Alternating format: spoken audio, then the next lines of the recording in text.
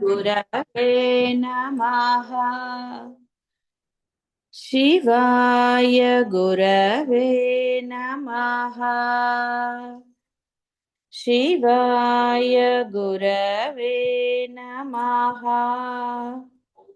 శివాయ గురవే నమః.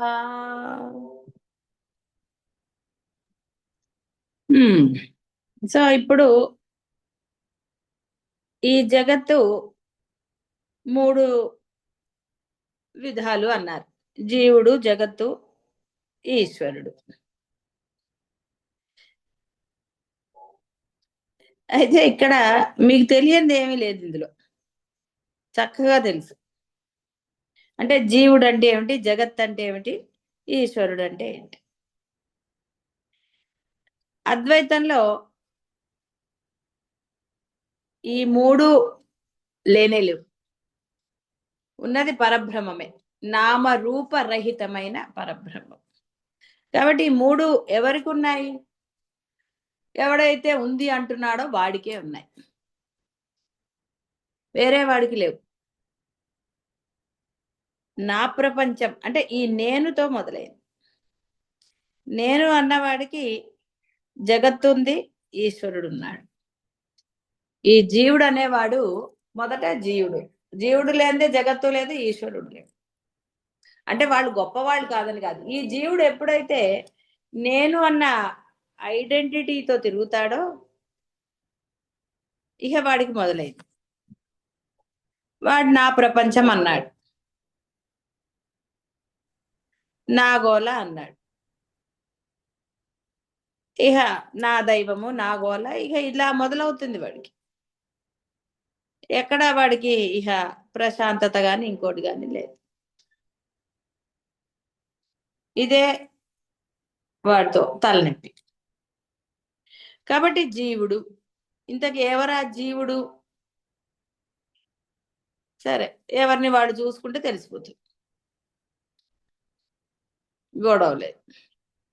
కాబట్టి ఈ జీవుడు అనేవాడు ఈ జగత్తుని, ఈశ్వరుణ్ణి ఏర్పరిచాడు. ఎప్పుడైతే ఈ జీవుడు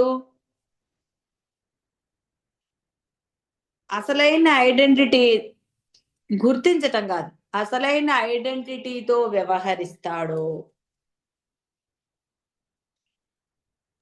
ఇక జగత్తు, ఈశ్వరుడు తానే అయిపోతాడు.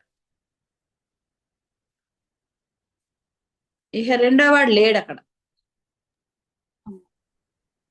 జీవుడు ఈ 3 రూపాల్లో మొట్టమొదటిది జీవుడు. జీవుడు చాలా ముఖ్యమైన రూపం. జీవుడు అంటే నేను.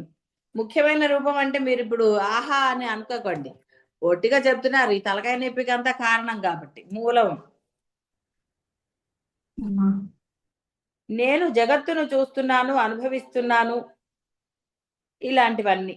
జగత్తు గురి చేసే చిత్రహింసలకి వాడు గురవుతాడు.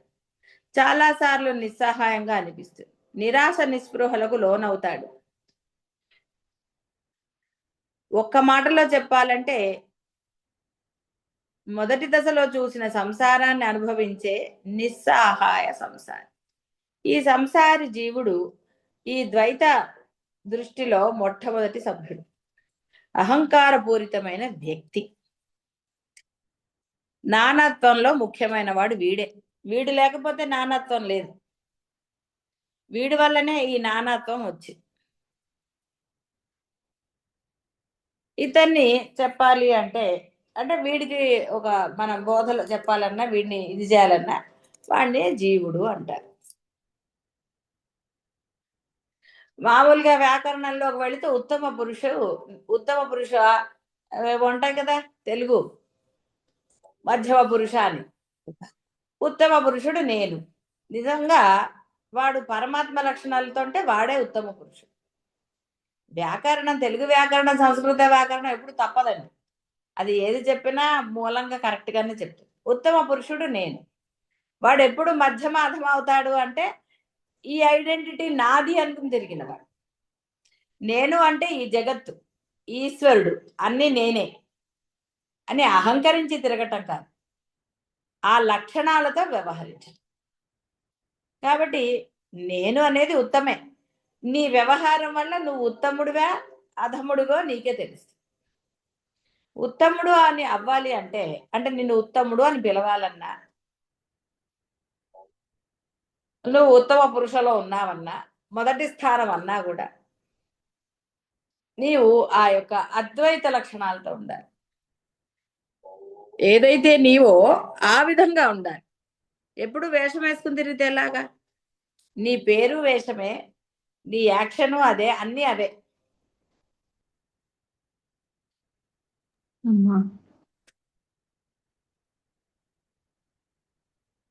ఇహ ఈ నానాత్వంలో రెండవది జగత్తు. ఎప్పుడైతే నేను ఉన్నాను అని వీడంటాడో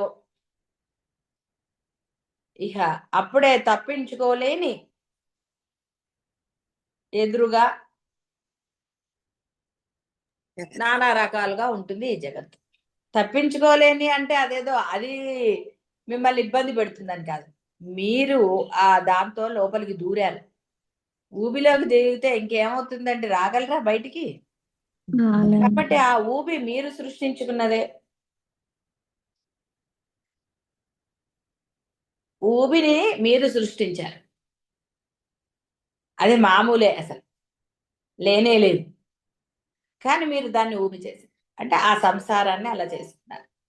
నేను నేను ఇవన్నీ మొదలయ్యాయి కదా, నేను గురించి ఇంకా చెప్పక్కర్లే, నాది ఇలాంటివన్నీ కూడా మీకు ఏర్పరిచేశారు. ఇక ఆ ఊబిలోంచి బయటికి ఎలా వస్తారు? మీరే ఏర్పరచుకున్నారు కదా. మీరే గట్టిగా పెట్టి చంటి పిల్లలు చూడండి, వాళ్ళ జుట్టు వాళ్ళే పట్టుకుని ఏడుస్తారు. వాళ్ళకి తెలియదు వాడే పట్టుకున్నాడు. ఇదే మంచి ఉదాహరణ. అందరూ చూసే అంటారు. చాలా మంది అంటే జుట్టున్న పిల్లలు వాళ్ళ చేత వాళ్ళే పట్టుకుంటారు. వాళ్ళకి విడిపించుకోవటం రాదు, తెలియదు వాళ్ళకి వాడి జుట్టు వాడు పట్టుకుని ఏడుస్తున్నాడు. అలాగే మీ ప్రపంచాన్ని మీరే పట్టుకుని ఏడుస్తు బాధపడుతున్నారు. ఎలాగా అంటున్నారు. వాడికి వదిలేయటం తెలిసాక వాడు ఏడవాడు జుట్టు పట్టుకుని. వాడు ఎందుకు పట్టుకుంటాడండి? ఇంకా అసలు తన జుట్టే తాను పట్టుకుంటున్నాడు, నొప్పి పుడుతోందని తెలిసిన తర్వాత వాడు జుట్టు పట్టుకుంటాడా? వేరే వాళ్ళది పట్టుకుంటాడు. కానీ ఇక్కడ ఈ జీవుడు చాలా గొప్పవాడు కదా, తెలివితేటలు. వాడేం చేస్తాడు? అవతల వాళ్ళది పట్టుకోవటం తర్వాత సంగతి, ముందు వాడి వాడే నా ప్రపంచం అని.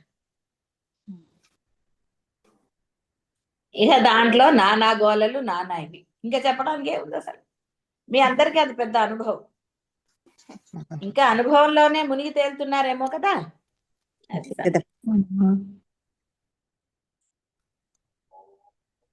జగత్తు అతి సన్నిహితంగా చక్కగా ఉంది, అందుబాటులో ప్రత్యక్షంగా ఎదురుగా ఉంది. నమ్మకుండా ఎలాగండి?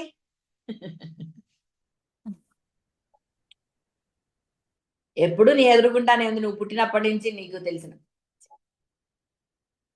సరే, అందులో ఏది నువ్వు నీ యొక్క స్వయం కృషితో చేయగలవు? నీలో ఆత్మ లేకపోతే ఆత్మ సహాయం నువ్వేమి అసలు జగత్తు అని ఎలా అంటావు? ఆత్మ ఉంది కాబట్టి నువ్వేం చేసావు? అది సహాయం తీసుకుని కూడా కాదండి నా గొప్పతనం అన్నారు. ఇప్పుడు చూడండి, ఫలానా వాళ్ళ రికమెండేషన్తో ఉద్యోగం వచ్చింది అన్నారు, అది వాడు చెప్పుకుంటే ఆ రికమెండ్ చేసిన వాడికి సంతోషం. అలా కాకుండా కాదండి నేనే సంపాదించుకున్నానంటే వాడు కోపం రాదు. ఏదైనా జీవుడి లక్షణం ఎలా ఉంటుందంటే, తాను చేసిన పనిని అంటే తన వల్ల ఒకడు బాగుపడ్డాడో లేదా వాడు ఉన్నతి ఏదో ఒక రకం, ఏదో కష్టపడ్డాడు వీడు వాడి కోసం, వాడు గుర్తించకపోతే ఎంత బాధ అండి? అదే కదా ప్రపంచం అంటే. గుర్తించలేదనే కదండి ఐడెంటిటీతో నానా గోల. బాధంతా అదే. నన్ను గుర్తించలేదనే కదా అందరికీ. లేదా ప్రపంచంతో పని ఏంటండి? నా పని నేను చేసుకుపోతున్నాను, వాడు మెచ్చుకునేది ఏంటని. ధర్మంగా ఉన్నవాడు అవన్నీ ఆశించాడు.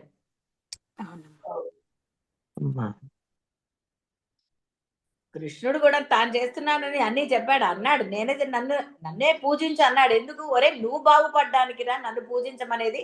వాళ్ళెవరినో పూజిస్తావేంటి? వాడు నశిస్తాడు, నువ్వు నశిస్తావు. వాడిని పూజించినంత మాత్రం నీ కోరికలు తీరటమో నువ్వేమో ఉన్నత స్థితికి రావురా, దాని బదులు నన్ను పూజిస్తే నువ్వు ఉన్నత స్థితికి చేరతావురా అని చెప్పాడు. అందుకని చెప్పాడు, కానీ తాను గొప్పవాడు నన్నే పూజించని చెప్పాడు. ఎస్, గొప్పవాడు అందులో అల్టిమేట్, అందులో అసలు సందేహమే లేదు. నువ్వు గుర్తించగా బయట వాళ్ళని పూజిస్తున్నావు. లేదా గురువుల్లో భేదాలు ఎందుకు చెప్తారండి శంకరులు? ఇప్పుడు గురుగీత చదువుతున్నారుగా, ఎన్నిసార్లు అయింది ఇప్పటికీ? చాలా సార్లు అయింది. చాలా సార్లు చదివారు, చాలా సార్లు విన్నారు. ఎలాంటి వాడు గురువో కూడా చెప్పారు అందులో. అన్ని చెప్తూనే ఉన్నారు కదండి పాపం. కానీ ఏం చేశారండి? అది సంగతి. ఇతను ద్వితీయ పురుషుడు. మరి వీడు ఉందంటే కదా అది ఉంది. అతను ఎప్పుడు వచ్చిందంటే నేను ఉన్నప్పుడు అతడు వచ్చాడు. అది ద్వితీయ పురుష. ఇక నువ్వు అంటాము అతడు. వేదాంతం జగత్తుని నువ్వు అంటుంది. త్వత్ తం త్వం అసి అని వచ్చింది కదండి. త్వత్ త్వం అసి.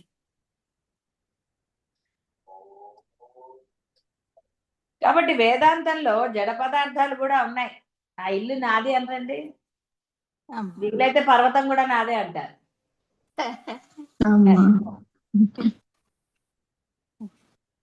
కాబట్టి ఇహ మూడో వాడు పాపం, ఈశ్వరుడు మూడో వాడు. ఇవి దాటితే అక్కడికి వస్తాడు. వీడు దాటాలి కదా, అసలు వీడు ముందుండాలి. ఈశ్వరుడు అనండి, పరమాత్మ అనండి, గురువు అని మొదట ఉండాలి. మొదటుంటే ఈ జీవుడు జగత్తుతో గొడవే లేదు అసలు. జీవుడు ఉంటాడు అప్పుడు కూడా జగత్తు ఉంటుంది, కానీ అది నిన్ను బాధించదు.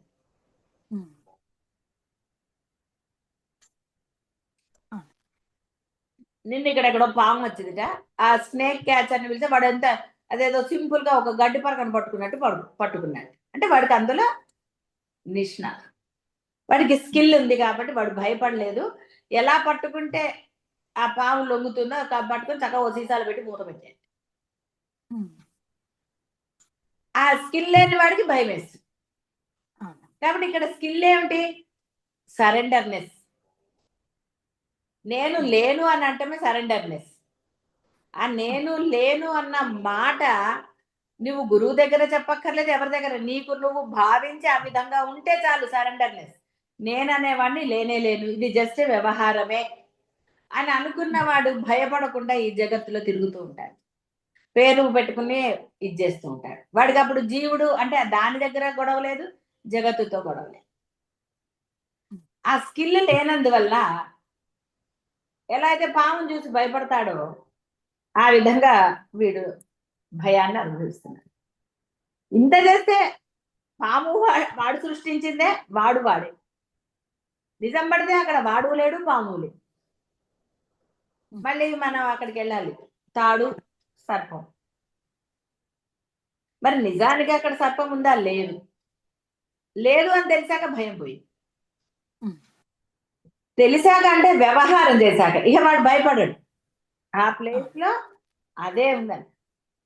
ఒకవేళ అక్కడ పాము వచ్చినా వాడు భయపడ్డు, ఎందుకంటే వాడికి దృష్టిలో అది ఉంది, చూసే వరకు, అది అనుభవించే వరకు వాడికి తెలియదు. కాబట్టి ఇక్కడ నేను పరబ్రహ్మము అన్న స్థితిని వాడు అనుభవంలోకి తెచ్చుకోవాలి. అంటే వాడి వ్యవహారం అది ఉండాలి. అప్పుడు ఈ జీవుడు కానీ ఈ జగత్తు కానీ వాడిని బాధించదు. అప్పుడు ఉన్నాయి, అవి లేవని అనటం లేదు. లేనిది లేనిగానే ఉంటుంది. లేనిది మిమ్మల్ని ఎలా భయపెడుతుందండి? ఒక ఫోటోలో క్రూర మృగం అక్కడ వేసింది, అది నిజంది కాదు, మీరు భయపడతారా? భయపడరు. ఎందుకంటే మీకు తెలుసు అది నిజం కాదు, అది బొమ్మ, నన్నేమి చెయ్యదు అంట. భయం లేదు. అప్పుడు లేనిది భయపెట్టదు, ఉన్నది భయపెడుతుంది. కాబట్టి ఇక్కడ లేనిది ఉన్నది అన్న భావం నీదే. నేనున్నాను, జగత్తు ఉంది, ఇక గొడవ. నేనే లేను, జగత్ ఎక్కడ ఉంది? భయం లేదు. ఏమండి ఎదురుగా ఉంది, ప్రత్యక్షంగా ఉంది కదా అని అంటే, మళ్ళీ ప్రత్యక్షం ఎక్కడి నుంచి వచ్చిందిరా? నువ్వే లేనప్పుడు. నువ్వుంటే నీకు ప్రత్యక్షం. దేవుడు అనేవాడు వేరేవాడు ఉంటే ప్రత్యక్షం అవ్వాలి. నువ్వే దేవుడు అంటే మళ్ళీ ప్రత్యక్షం అవ్వటం ఏమిటి? ఎక్కడి నుంచి రావాలి దేవుడు? సర్వత్రా ఉన్నాడు ఆయన, ఎక్కడి నుంచి రావక్కర్లేదు. ప్రహ్లాదుడు కథ తీసుకుంటే చెప్పింది అది. కాబట్టి ఇక్కడ మనం అర్థం చేసుకోవాల్సిన సూక్ష్మము, నేను రాగానే జగత్తు వచ్చి, జగత్తు రాగానే ఆ భయం పోవడానికి ఈశ్వరుణ్ణి పట్టుకున్నాడు. ఈశ్వరుడు ఏం చేస్తాడు అప్పుడు? ఆరాధన చెయ్యిరా అని వాడికి మరలా, ఒరే నువ్వు కాదురా, అసలు లేనే లేవు, ఈ జగత్తు లేదు, నీకెందుకురా భయం, నువ్వు నేను సమానమే, నాలాగా ధైర్యంగా ధర్మంగా ఉండన్నాడు. అంతే, ఏ చెప్పలేదు. చక్కగా నాలాగా ధైర్యంగా దృఢంగా ధర్మంగా ఉండన్నాడు. అంతే, పరమాత్మ యొక్క అసలు లక్షణం అదే. నువ్వేమి ఇంత ఖర్చులు పెట్టి లక్షలు వేలు పెట్టి అదో అదో ఎందుకు వచ్చిన తిప్పలు పడతావురా? ఉపవాసాలు కానీ ఇంకోటి కానీ వ్రతాలు ఏమన్నా ఒట్టిగా అవుతాయండి? వ్రతం అయ్యే వరకు ఏం తినకూడదు కదండి చేసేవాళ్ళు. పాపం పక్క వాళ్ళు తింటుంటే వీళ్ళు ఆశగా చూడటం తప్ప ఏం చేయలేదు. ఎవరైనా అయ్యారంటే అయ్యో మేము తినకూడదు కదండి అంటారు. అయ్యో అని వస్తుంది ఫస్ట్, అంటేనే అయిపోయింది కదా.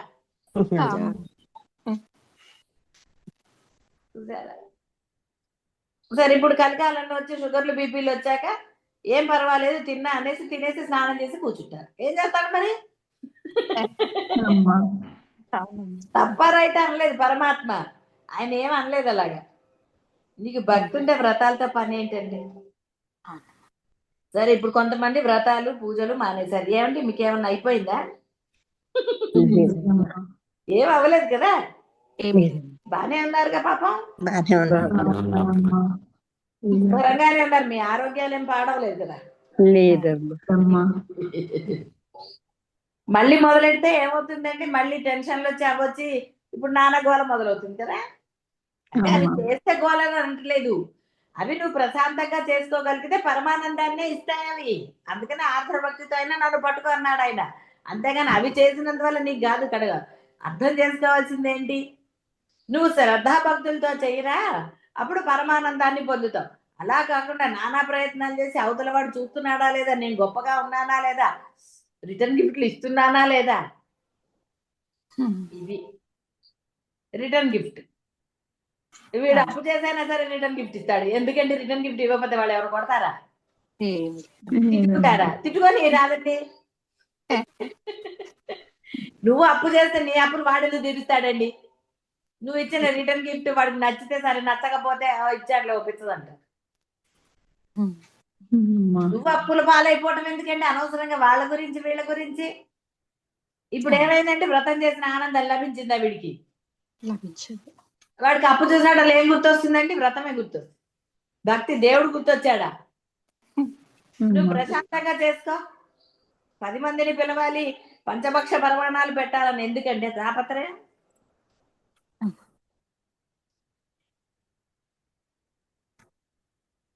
కాబట్టి ఇక్కడ ధర్మంగా ఉంటున్నావు. అప్పు చేయటం ధర్మం ఏంటండి? ఈ ఈశ్వరుడు అనేవాడు మానవులకే, జంతువులకి ఎక్కడుందండి? ఈ అంశం మనిషికి మాత్రమే ఎందుకు? ఎందుకంటే మనిషి మాత్రమే బుద్ధిజీవి.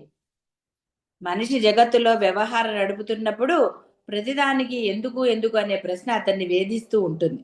ప్రతి అనుభవం వెనుక ఒక కారణాన్ని అన్వేషిస్తాడు. ఈ అన్వేషణ, ఆలోచించే శక్తి ఉన్న మనిషికి, అంటే అన్వేషణ అనేది ఆలోచించే శక్తి మనిషికి మాత్రమే. జంతువులకి ఈ గోల లేదు. మనిషి మాత్రం నిరంతరంగా ఇక అంటూనే ఉంటాడు, ఎందుకు ఏమిటి ఎలా అన్న ఇది ఉంటుంది కదా, ఆ విధంగా. జంతువు ఏదైనా నొప్పి వస్తే అది ఏవో కొన్ని జంతువులు అవే తప్ప మిగతా జంతువులు అరుస్తాయండి. ఆ జంతువులు అరవటం మొదలెడితే మనం ఏమైపోతామండి? అనుభవిస్తుంది తప్ప ఎందుకు వచ్చిందని శోధించదు. అదే మనిషికి కడుపు నొప్పి వస్తే ఇక నానా గోల. ఏం తిన్నానని మొదలెడతాడు. ఇక నిన్నేం తిన్నాను, ఇవాళ ఏం తిన్నాను, అది ఏ డాక్టరు ఏ మందు గోల. వాడికి ఇక నిద్ర పట్టదు. ఇక అది తగ్గకపోతే ఏం చేస్తాడండి? డాక్టర్ దగ్గరికి పరిగెడతాడు. అందుకే పరమాత్మ చెప్పాడు, ఒరే హితంగా మితముగా తినరా అన్నాడు. నీకు హితం చేసేది మితంగా తినరా అన్నాడు. ఫంక్షన్కి వెళ్ళాం కదా అని పట్టించకూడదు కదండి 2 రోజులకు సరిపడా.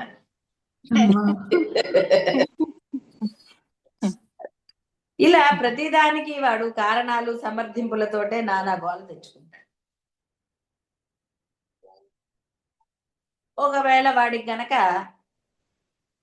కాస్త ఈ ప్రపంచం పట్ల విరక్తి వైరాగ్యం కలిగితే, శ్మశాన వైరాగ్యం కాకుండా, అప్పుడు అసలు ఏమిటి అని మొదలెడతాడు.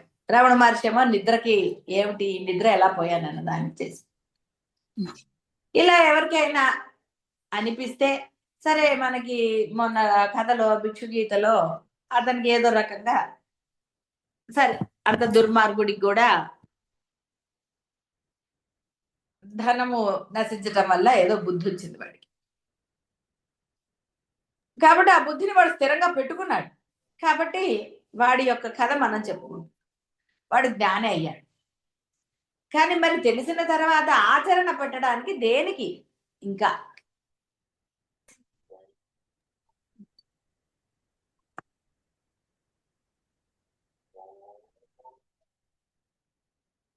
కాబట్టి ఎదురుగుండా ఈశ్వరుడు ఎక్కడున్నాడు? కనపట్టలేదు కదా నాకు. ఈ అధోక్షజ అంటే అదే. అక్షజ అంటే కళ్ళకు కనపడేవాడు, అధోక్షజ అంటే కంటికి కనపడని వాడు. అక్ష ప్రత్యక్షమైతే అధోక్షజ పరోక్షం. ఎదురుగుండా కనపడే వ్యక్తిని నువ్వు అంటాం, లేని వ్యక్తిని అతడు అతను అని అంటే తెలుసు కదా మీకు, ఆ విధంగా అంట. కాబట్టి జీవుడు అంటే నేను, జగత్తు నువ్వు, ఈశ్వరుడు అతను. జీవుడైన నేను జగత్తుతో వ్యవహారం నడుపుతూ జగత్తు నన్ను బాధిస్తోందని ఈశ్వరునికి మొరపెట్టుకుంటా. మీరు కూడా అంతే కదా, ఫోన్ చేసి వీళ్ళ వల్ల నాకు ఇబ్బంది కలుగుతోందని 3వ వాడికి చెప్పుకోరండి మీరు. ఇప్పుడు భలే ఉంటుంది, ఆ 3వ వాడు పోయి ఎవరై నీ వల్ల వాడు అంటున్నాడు నాకు చెప్పాడా, మళ్ళీ నేను చెప్పానని నీకు చెప్పకంటాడు. చక్రం ఎలా తిరుగుతూ ఉంటుందో కదా. ప్రతి చోట మోసం చేసేవాళ్ళు ఉంటారు. ఇక ఈ మామూలు త్రిపుటి అంటే ఇదంతా వాడు సృష్టించుకుందే, వాడే ఈశ్వరుడు. కానీ అదేం చేస్తాడు వాడు, అది మర్చిపోయి ఇవన్నీ పెట్టుకుని మళ్ళీ తనకి తానే మొరపెట్టుకున్నట్టుగా మొరపెట్టుకుంటూ ఉంటాడు. ఏమిటో మా బాధలు ఎవరికి చెప్పుకోవాలి?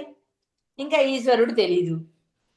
తెలిసిన ఈశ్వరుడికి చెప్పినా విన్నాడో లేదా అని అనుమానాలు. అసలు ఉన్నాడా అని మళ్ళీ అంటాడు, నా కష్టం తీర్చలేదు, అసలు దేవుడు అనేవాడు ఉన్నాడా అని ఒక డైలాగు. మళ్ళీ ఎన్ని గోలలండి. ఉన్నాడంటాడు, ఉన్నాడా లేడా అంటాడు, అన్ని వాడే అంటాడు. పాప ఈశ్వరుడు మౌనంగానే ఉన్నాడు కదండి, సాక్షిగా ఉన్నాడు. ఆయన ఉన్నాడు అంటే ఆ ఉన్నానన్నాడు. నువ్వు ఉన్నావా అసలు అంటే ఏమో అంటాడు. మీరు కూడా అంతే కదా. అందుకని ఇక్కడ ఇదే గోల, వేరే గోళలు ఏమున్నాయండి అసలు? పోనీ ఉన్నాయా? ఏమీ లేవు. ఎంత హాయిగా చక్కగా అందరు చిన్నగా ఉన్నప్పుడేమో పెద్ద కావాలనుకుంటారు, పెద్ద అయ్యాక అయ్యో చిన్నతనమే బాగుందంటారు. మీరు కూడా పిల్లలు పుట్టినప్పుడు ఏమంటారండి? అబ్బో వీడు తొందరగా పెరిగితే బాగుండు అంటారు. పెరిగిన తర్వాత వీడు చిన్నప్పుడే బాగున్నాడు, ఇప్పుడు నానా గోలని. నేను పెరిగితే గోలని మీకు తెలుసు, అయినా పెంచుకుంటారు కదా. గోళలు లేనప్పుడు ఎంత హాయిగా ఉందండి. అప్పుడు చక్కగా జాయింట్ ఫ్యామిలీస్ ఆనందాన్ని అనుభవించారు. ఏజీ తలకాయ నొప్పి అన్నారు, అందరూ అపార్ట్మెంట్ లైఫ్కి వెళ్ళిపోయారు. ఇప్పుడు అపార్ట్మెంట్ల కన్నా అదే నయం అన్నారు. ఎప్పుడైనా అంతే, నానా రకాలు. ఎందుకంటే అంత నానా రకాలు? ఎప్పుడైనా అదే కదా. కాబట్టి ఇక్కడ ఇదంతా మీకు తెలియంది ఏం కాదు కదా. సో సమర్థింపులు ఇవి అన్ని పెట్టుకుని నేను నేను అని తిరిగినన్ని రోజులు గొడవ కదా. ఇన్కన్వీనియంట్ అనుకున్నప్పుడు కదా పిల్లలు ఏడుస్తున్నారు.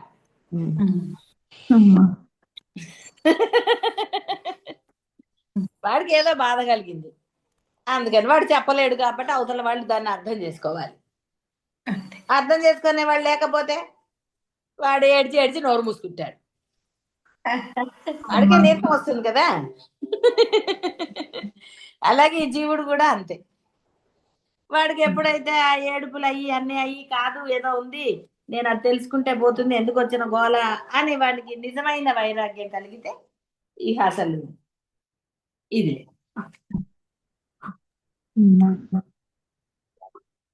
కాబట్టి ఇక జీవుడు జగత్తు ఈశ్వరుడు, ఇంతకన్నా అద్వైతం ఏముందండి అసలు? ఉందా?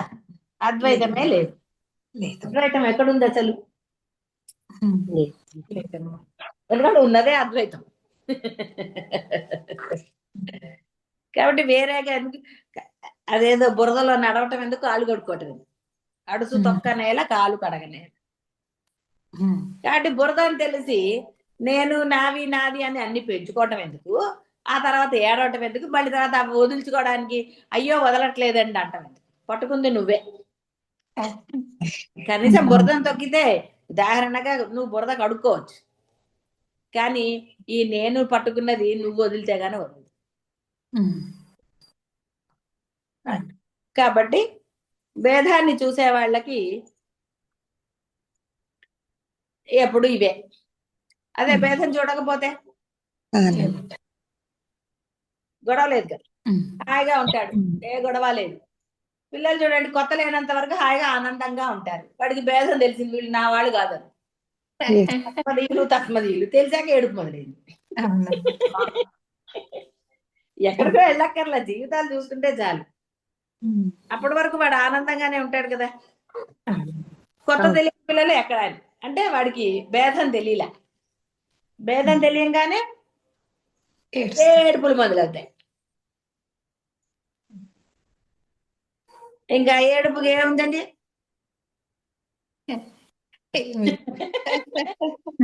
భేదం ఉన్నప్పుడు ఏడుపు వచ్చింది, భేదం లేనప్పుడు ఆనందం వచ్చింది.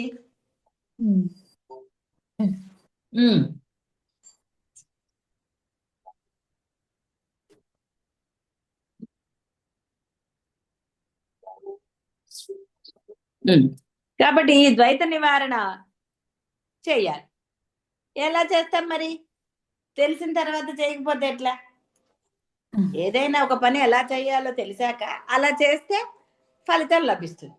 అలా కాకుండా నేను ఇలాగే చేస్తాను అంటే ఫలితం లభిస్తుందా? కుదరలేదు.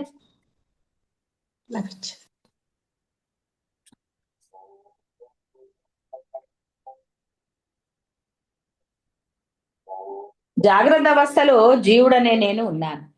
ఎప్పుడైతే నేను ఉన్నానో ఇష్టం ఉన్నా లేకపోయినా అప్రయత్నంగా సహజంగా జగత్తు కూడా వస్తుంది. మరి అది వచ్చిన తర్వాత నేను ఇంతే అట్లా అని అంటే గొడవలు మొదలవలేదండి? గురుగారు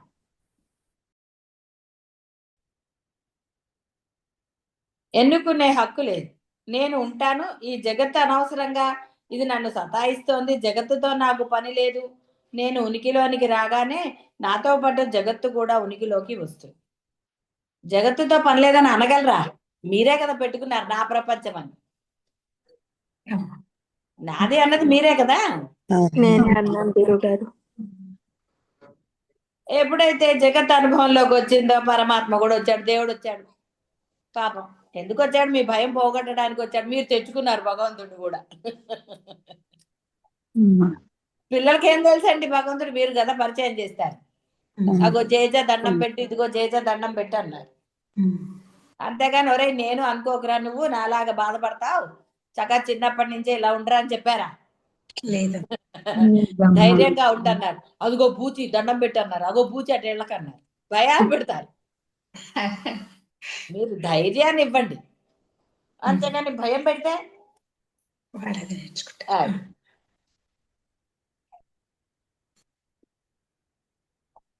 భగవంతుడిని నేను తలుచుకున్నా తలుచుకోపోయినా, స్వీకరించినా స్వీకరించకపోయినా ఆయన కూడా ఉన్నాడు. ఎలా? మరి నువ్వు జగత్ అన్నావు కదా, సృష్టి కారణం ఆయనే. నీ జగత్తుకు నువ్వు కారణం అంటే నువ్వు పరమాత్మ వేరు కాదుగా మరి. కాబట్టి అసలైన నేను పట్టుకుంటే అసలు ఇన్ని గోళలు లేవు. అదే కదా కష్టం. అసలు హాస్పిటల్లో చూడండి, పిల్లలు తారుమారవుతారని ఐడెంటిటీ కార్డు పెడతారు. పెద్ద హాస్పిటల్స్ లో ఒకేసారి డెలివరీలు అయ్యాయి అనుకోండి, ఒకేసారి కాకపోయినా పిల్లలు తారుమారవుతారు కదా. అందరి పిల్లలు ఆల్మోస్ట్ ఒకలాగే ఉంటారు, చంటి పిల్లలు అన్నాక. అందుకని అలా కాకుండా ఏం చేస్తారు, వాడికి బ్యాడ్జ్ పెడతారు, చూసారా.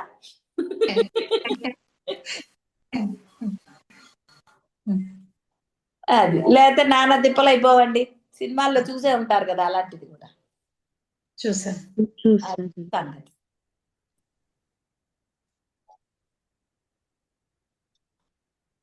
జగత్ యొక్క సృష్టి స్థితి లయకారకుడు ఈశ్వరుడు.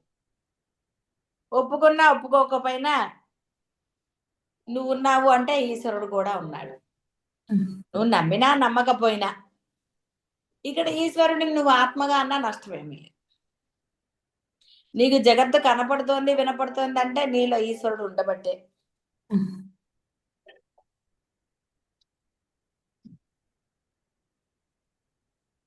అందువల్ల జాగ్రత్త అవస్థలో ఈ జీవుడు జగత్తు ఈశ్వరుడు కలిసే ఉన్నాయి, స్వప్నావస్థలో కూడా ఉన్నాయి. సుషుప్తిలో వచ్చేసరికి నేను లేదు కాబట్టి అవి లేదు, నేను రాకనే మళ్ళీ వచ్చాయి.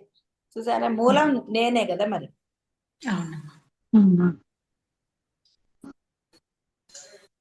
ఎప్పుడైతే గాఢ నిద్రలోకి జారుకుంటాడో జీవుడు, అప్పుడు అంటే జీవుని యొక్క ప్రయత్నం లేకుండా సహజంగానే వాడి ఇంద్రియాలు అనుభవంలోకి వచ్చే ఆ జగత్తు కూడా లయమైపోయింది. ఎంత చక్కగా స్పష్టంగా ఉందండి, కన్ఫ్యూజన్ లేకుండా. నేను ఉన్నప్పుడు ఇది ఉంది, నువ్వు నేను అనగానే మొదలైంది.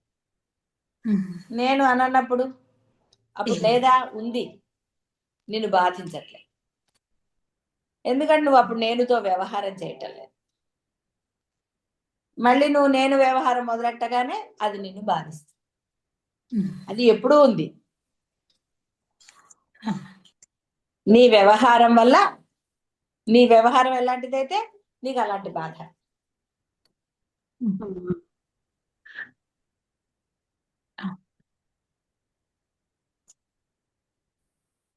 చూసే నేను లేను, సుషుప్తిలో చూడబడే జగత్తు లేదు. ఈ రెండు లేకపోతే ఈశ్వరుడు ఎక్కడున్నాడు? పరమాత్మ. కాబట్టి అప్పుడు ఉన్నది ఒకటే అద్వైతం, అభేదం. సుషుప్తిలో ఈశ్వరుడు కూడా లేడు అనడానికి చాలా గుండె ధైర్యం కావాలన్నాడు. ఈశ్వరుడు అంటూ పక్కన వేరే వాడు ఉంటే కదా నీకు ఆ ధైర్యం కావాలి. నువ్వే ఈశ్వరుడే. గొడవ ఏందండి అంటే ఎంతటి ధైర్యం కావాలి నీకు అది. అమ్మో ఆయన ఉండబట్టే కదండి నేను మళ్ళీ నిద్రలు వేస్తున్నాను అంటాడు, వీడికి బతకాలని. మళ్ళీ ఐడెంటిటీ కావాలి. ఐడెంటిటీ అక్కర్లేని వాడు మెలుగుతో ఉన్న ప్రశాంతంగా ఉంటాడు, నిద్రపోయిన ప్రశాంతం లేదనుకోండి వాడికి భయం కదా. స్వామి రేపు పొద్దున్నే తొందరగా లేపు అంటాడు, రేపు బోల్డ్ పనులు ఉన్నాయి స్వామి అని అనుకుంటారు కదండి. అంటే వాడికి లేవాలి జగత్తు. ఇవన్నీ చాలా సిల్లీగా ఉంటాయి కదా చెప్పుకుంటే పాపం. అంటే ఆలోచనలు ఎంత సిల్లీ అయిపోయాయో మీరు గమనించండి.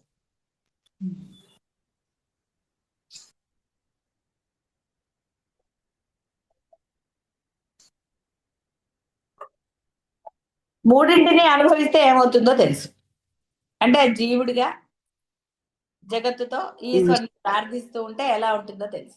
అయితే ఈశ్వరుని ప్రార్థించటంలో రకాల తర్వాత చెప్దాం, అది ఇప్పుడు అంత ముఖ్యం కాదు. అంటే నీకు మూడు ఉన్నప్పుడు సుఖంగా శాంతిగా ఎలా ఉంటాడండి?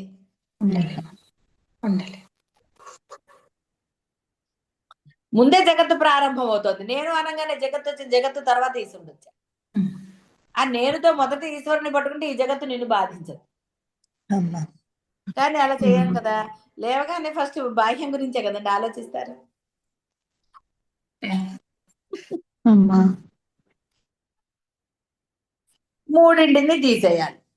నేనే లేకపోతే జగత్తు లేదు, ఈశ్వరుడు లేడు. ఏ గొడవ లేదు కదండి. ఇప్పుడు చంటి పిల్లలకి ఉందా? నేను లేదు, ఈశ్వరుడు లేదు, గొడవే లేదు. వాడికి అన్ని సమకూరట్లా. అమ్మా వాడు అదేదో ఉంటుంది కదా, వాడు ఏది చేయడు కానీ వాడి మాట అందరూ వింటారు అని. వాడు కరెంటు బిల్లు కట్టాడు, అది కట్టాడు, ఇది కట్టాడు, కానీ అన్ని వాడి మాట వింటారు. వాడు ఏం చేస్తాడంటే వాడు ఏమన్నా బాస, కానీ అందరికి ది బాస్ అనాల్సిందే వాడిని. వాడికి ఆకలి అంటే వాడిని ఎలర్ట్ గా వాడిని చూస్తూ ఉంటారు కదా, మరి వాడి అవసరాలన్నీ తీర్చట్లా. అమ్మో అమ్మో అనుకుంటూ.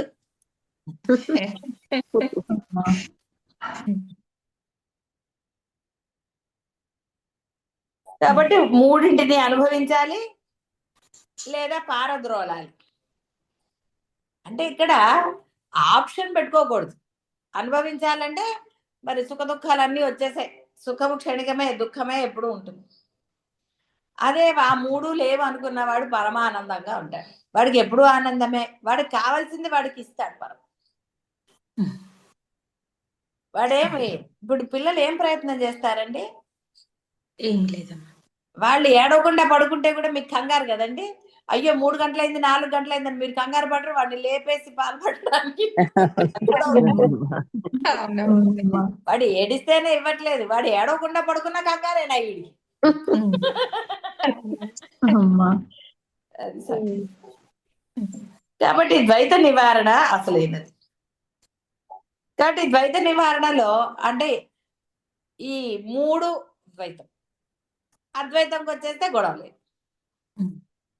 ఉంది, అది ఉంటే ఏమైందండి? హాయ్, ఇల్లు శుభ్రం చేశారనుకోండి, ఎక్కడైనా కూర్చోవచ్చు, హాయిగా ఉండొచ్చు. శుభ్రం చేయలేదనుకోండి, ఎక్కడ శుభ్రంగా ఉంటే అక్కడ కూర్చోవాలి. అపరిశుభ్రంగా ఉన్నప్పుడు ఆ బాధ. ఎప్పుడు శుభ్రంగానే ఉందనుకోండి, గొడవ లేదుగా. కాబట్టి అసలు ఇవి ఉన్నాయి, ఉంటే మటుకు నాకేమిటి అనుకున్నప్పుడు గొడవ లేదు. నేను ధర్మంగానే ఇలాగే ఉంటాను అనుకున్న వాడికి ఏ గోల లేదు. జీవుడు అనేవాడు ఉంటేనే ఈ గోలేదు. నేను అసలు జీవుడుగా నేను లేనే లేను. ఎస్, ఉన్నానంతే, కానీ నాకు పెద్ద వేరే ఐడెంటిటీ ఏమీ లేదు. నేను ఫలానా కాదు, ఫలానా కాదు, ఫలానా కాదు. కాబట్టి వీడికి ఫలానా జగత్ అంటూ లేదు. ఫలానా జగత్తు లేదు కాబట్టి అది భయపెట్టదు, బాధ పెట్టదు. కాబట్టి ఈశ్వరుడితో పర్లేదు. అందుకే రమణ మహర్షి ఏమైనా పూజలు చేశాడంటే, వ్రతాలు చేశాడా? లేదు. స్వామి నేను సన్యాసిగానే ఉండాలి, నాకు అన్ని ఏర్పాటు చేసి స్వామి అని వ్రతాలు చేశాడండి? అతను నేను జీవుని కాదనుకున్నాడు, ఏం చేయలేదు. కానీ జగత్ అంటే మీరు ఉన్నారు కాబట్టి ఈ ప్రపంచం ఏదైతే దేని వల్ల ఏర్పడిందో వాడిని వాడు అంటారు. కాబట్టి ఆ పరమేశ్వరుడు, పరమాత్మ అన్ని అరేంజ్ చేశాడు కదండి. అందుకనే చంటి పిల్లలకి అన్ని అరేంజ్ ఎవరు చేస్తారండి? తల్లి తండ్రి ఇంట్లో ఉన్న వాళ్లే కదా. పెద్దవాడు అడిగాడు, నాకు స్నానం పోయండి, లేకపోతే చెమట పోస్తోంది, ఏసీ వేయండి, ఆకలేస్తోంది, ఇవన్నీ అడిగాడు వాడు? చూసారా? అడగని వాడికి పరమేశ్వరుడు అంటే జగత్కారణ స్వరూపం, రూపం లేనివాడు. నువ్వు రూపం పొందావు, కానీ నేను నా రూపం ఇది కాదురా, ఇది పరిమితమైంది, ఇది నశించేదని నువ్వు భావించి స్థిరమైన దృఢ అభిప్రాయం ఏర్పరచుకుని అందులోనే ఉండి అదే విధంగా వ్యవహారం చేస్తే అప్పుడు ఈ దేహం నశించే వరకు, ఈ రూపం నశించే వరకు ఈ రూపానికి అవసరమైనవన్నీ ఆయన చూసుకుంటాడు. ఈ రూపానికి అవసరమైన గాలి అవన్నీ మీకు ఇచ్చాడండి ఆయన? మీరు ఏర్పాటు చేసుకున్నారా? ఆయన కదా ఇచ్చాడు. మీరు ఊపిరి పీల్చుకునేటట్టు, గుండె కొట్టుకునేటట్టు మీకు కావాల్సిన గాలి, వెలుతురు, ఈ సూర్యుడిని, చంద్రుడిని మీరు ఏర్పాటు చేసుకున్నారా? ఆయన ఇచ్చాడు. మరి అంటే ఏదైతే మీ వల్ల కాదో ఆయన ఏర్పాటు చేశాడు కదా. ఇంకా ఎందుకంటే తాపత్రయం అది ఇది అని. అందుకని మీరు చేసుకోగలిగిన వాటికి ఆయన, దానికి కూడా ఆయన అన్ని సదుపాయాలు ఏర్పాటు చేశాడు. నువ్వు ఒక ఇంట్లో ఉండాలి అంటే నీకు గుడి చేసుకునే అవకాశం, ఇల్లు కట్టుకునే అవకాశం. ఇల్లు కట్టుకోవడానికి మరి ఇటుక తయారవ్వడానికి మరి ఆయన కారణం కదా. సో ఇక్కడ ఏదైనా ఆ పరమాత్మే. నువ్వు పూజించే ఈశ్వరుడు అని అన్నావు, అది ఓకే. ఈ ఈశ్వరుడికి ఆ పరమాత్మకి అభేదమని నువ్వు ఎప్పుడైతే దృఢంగా ఉంటావో నువ్వు అదే అన్న సంగతి నీకు అవగాహనకు వస్తుంది. పిల్లలు అమ్మ నాన్న బామ్మ తాత ఇలా రూపాలన్నీ చూసి ధైర్యంగా పెరుగుతారండి. ఆ తర్వాత వాడికి వాళ్ళ ధైర్యమా ఐకెన్ అంటాడు పడతారు అంటలేదండి. అమ్మ నిన్ను వదిలి నేను ఉండలేను అన్నవాడు ఇప్పుడు శుభ్రంగా ఉండట్లా. ఐ కెన్ డూ అంటాడు. మనమేమో అయ్యో నువ్వు ఎలా చేసుకుంటావురా అంటాం. పని నేను చేసుకుంటానని చెప్తే అర్థం కావటం లేదా అంటాడు వాడు. చూడండి ఇక మొదలైంది కదా. అప్పటి వరకు ఆ అమ్మ నువ్వే ప్రాణం అన్నప్పుడు అసలు అబ్బో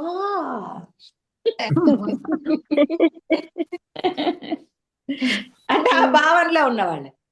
ఎప్పుడైనా ఎవరైనా నీ పనులు నువ్వు చేసుకోరా, నువ్వు ఇంకా పెద్దగా అవుతున్నావు, ఆలోచించడం నేర్చుకో, నీ పనులు నువ్వు సొంతంగా చేసుకో అని చెప్పేవాళ్ళే అసలైన వాళ్ళండి. అది బంధువుల బామ్మల తాతల ఇంకోళ్ళ అమ్మల నాన్నలా కాదు. వాడి పనులు వాళ్ళని చేసుకోండి కానీ. అందుకే అంటారు స్పూన్ ఫీడింగ్ చెయ్యొద్దని. వాడికి సొంతంగా చేయనియండి, వాడికి ఆ ధైర్యం కల్పించండి. అమ్మో అలా చేసేస్తే వాడు అనుకుంటే చాలా కష్టం కదండి. అది అందుకని ఎందుకు ఇలాగ డిపెండెంట్ గా పెంచకండి. వాడి తర్వాత ఎట్లయినా ఇండిపెండెంట్ అవుతాడు. అప్పుడు బాధ కలుగుతుంది. ఇప్పుడు డిపెండెంట్ గా మీరు గనక చేసుకుంటే వాడు ఇండిపెండెంట్ అవ్వకుండా మీరు ఉంచలేరు. వాడు అంటున్నానని ఇక్కడ కొడుకులనే తీసుకోకండి, కూతుర్లైనా సరే. కూతుర్లకు పెళ్ళాక వాళ్ళ మొగుళ్ళ మాటలు వింటారు, మీ మాట ఏమి వినరు. కొడుకులైనా వాళ్ళ మాట వింటే అప్పుడు మీకు బాధ వస్తుంది. దాని బదులు అసలు ముందరే వాళ్ళని ఇండిపెండెంట్ గా చేశారనుకోండి, మీరు అప్పటి నుంచే సుఖంగా ఉంటారు కదా, ఈ బాధ కలగదు కదా.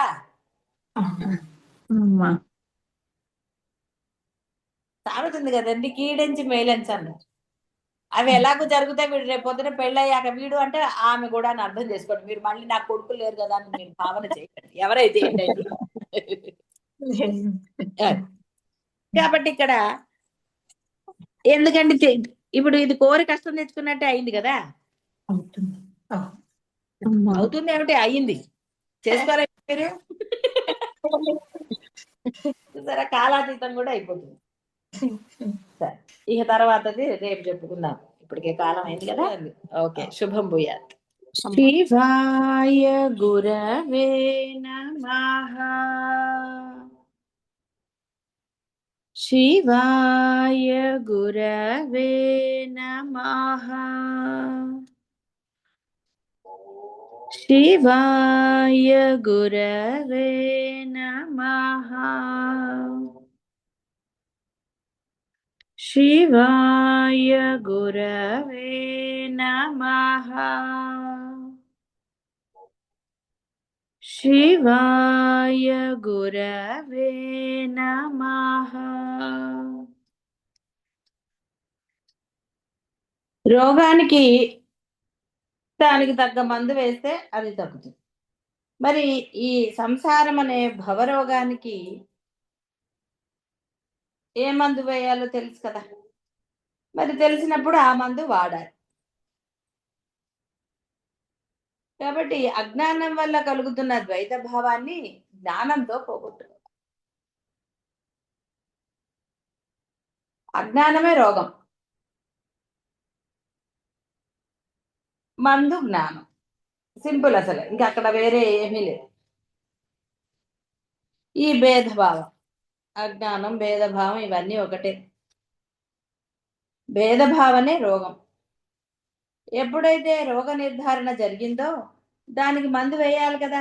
రోగ నిర్ధారణ జరిగింది, ఇప్పుడు భవరోగం చాలా ఉంది అని దాని మందు తెలిసింది. తెలిసాక మరి మందు వాడాలి కదా. అదే కాబట్టి అది వాడేస్తే ఇక గొడవ లేదు. వాడకపోతే ఎలా తగ్గుతుంది, అసలు తగ్గే ప్రశ్నే లేదు కదా.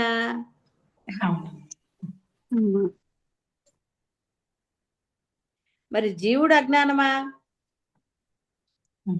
అజ్ఞానం నుంచి పుట్టాడా అంటే కరెక్టే, జీవుడు అజ్ఞానం నుంచే పుట్టాడు. జగత్తు అజ్ఞానం అందామంటే అది మరి ఈశ్వరుడు అజ్ఞానం అనే కారణం నుంచి పొరపాటు పుడుతుంది.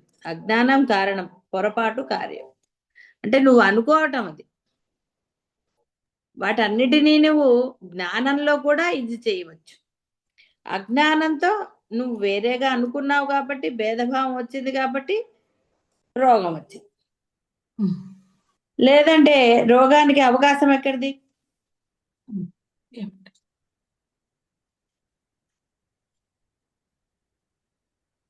కాబట్టి అజ్ఞానానికి కారణం తెలిసింది. అద్వైత అభేద వస్తు జ్ఞానం పొందాలి.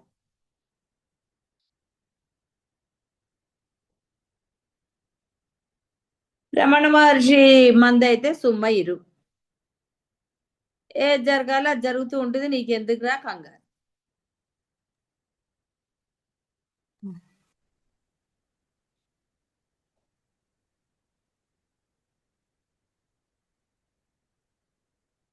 కాబట్టి సత్ ఏకమేవ అద్వితీయం, అహం బ్రహ్మాస్మి. సజాతీయ విజాతీయ స్వగత భేదాలు లేని సత్. సత్ ఉనికి అసలైనది అదే. కాబట్టి అస్మదీయులు లేరు, తస్మదీయులు లేరు. అందరూ అస్మదీయులే, అందరూ తస్మదీయులే. మనకి ఏది అక్కర్లేదు, ఇది అది అని.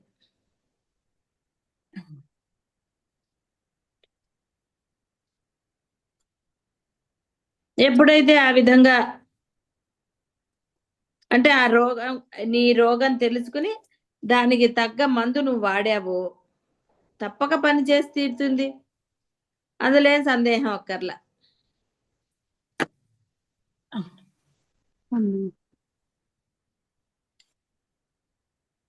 కరెక్ట్ మందు పడినప్పుడు రోగం తగ్గి తీరుతుంది, సందేహం లేదు.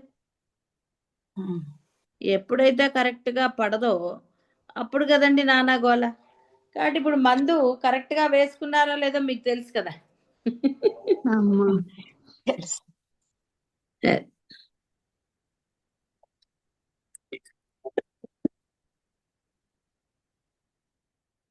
ఈ సత్ అంటే ఏదైతే ఉన్నదో ఉనికి, అది ఈ జీవుడు జగత్తు ఈశ్వరులలో భాగం కాదు, వారి లక్షణము కాదు, వారి నుంచి రాలేదు, స్వతంత్ర వస్తువు. కానీ అన్నిటిలోనూ ఉంది.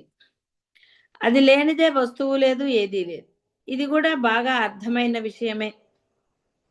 ఇందులో అర్థం కానిది ఏదీ లేదు.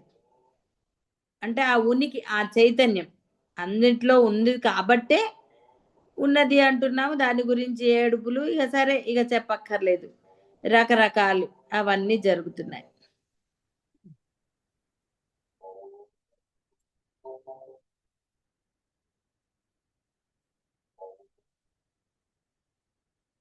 జీవుడు ఉన్నాడు, జగత్తుంది, ఈశ్వరుడు ఉన్నాడు.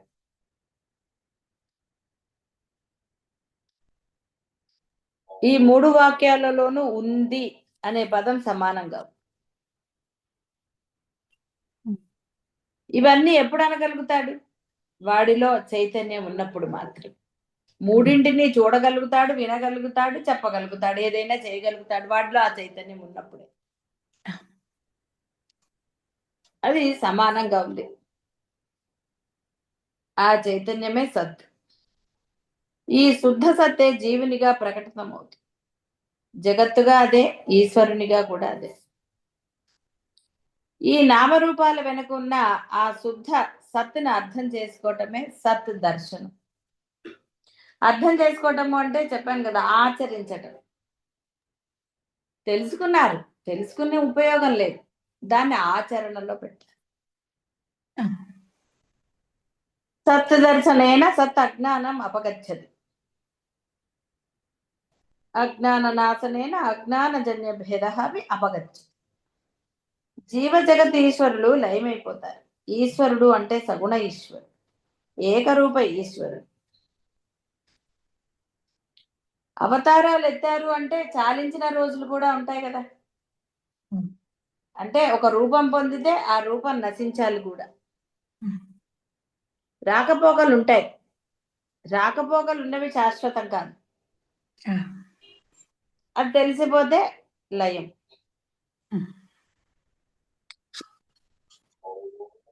జీవుడనైనా నేనుంటాను, జగత్తు ఉంటుంది, ఈశ్వరుడు ఉంటాడు. కానీ వీటిని చూసే దృక్పథంలో మార్పు. ఎవడికి ఆ మార్పు వస్తుందో ఆ దృక్పథంలో మార్పు, వాడు పరమానందాన్ని పొందుతాడు. రాలేదు అనుకోండి, ఇంక ఇంతే పుట్టుట చచ్చుట, పునరపి పునరు. ఈ శుద్ధ సత్తు యొక్క తాత్కాలిక నామరూపాలు మాత్రమే ఇవి అని వాడాలి.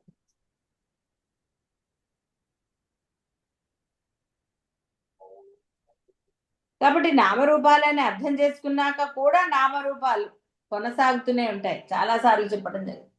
వ్యవహారానికి అవన్నీ ఉన్నాయి, లోపల లేవు. బాహ్య వ్యవహారానికి అన్ని ఉన్నాయి. లోపల వైరింగ్ అంతా కనపడుతుందండి, కనపడదు కదా. కనపడదు. మీరు బాహ్యంగా ఉన్న స్విచ్ వేస్తే బాహ్యంగా కనపడే ఫ్యాన్ తిరుగుతుంది. ఆ లోపల వైరింగ్ అవన్నీ మీకు కనపడవు. ఇది అంతే. లోపల మనస్సు నిర్మలంగా ఉంది, అందులో ఏమీ లేదు. అది ఆచరణ అంటే. బాహ్యంలో వ్యవహారం మానమని ఏం చెప్పలేదు. ఆ వ్యవహారం పట్ల నీకు ఎటువంటి భేదాభిప్రాయాలు ఉండరాదు. జరుగుతుంది, నీ చేత చేయించే. నువ్వు అనుకుని చేస్తే ఎప్పుడు నీకు నిరాశే. అలా కాకుండా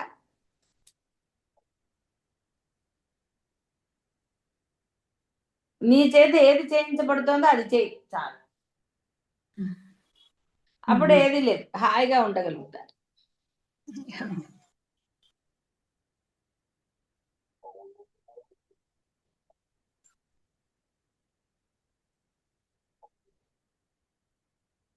బంగారమే ఆభరణాలు అంతటా ఉందని తెలిసాక మీరేమి దాన్ని విడిగా తీయాలని చూస్తారా? అది అలాగే ఉంటుంది, ఆభరణంగానే ఉంటుంది. దాన్ని మీరు ఇది చేయరు కదా.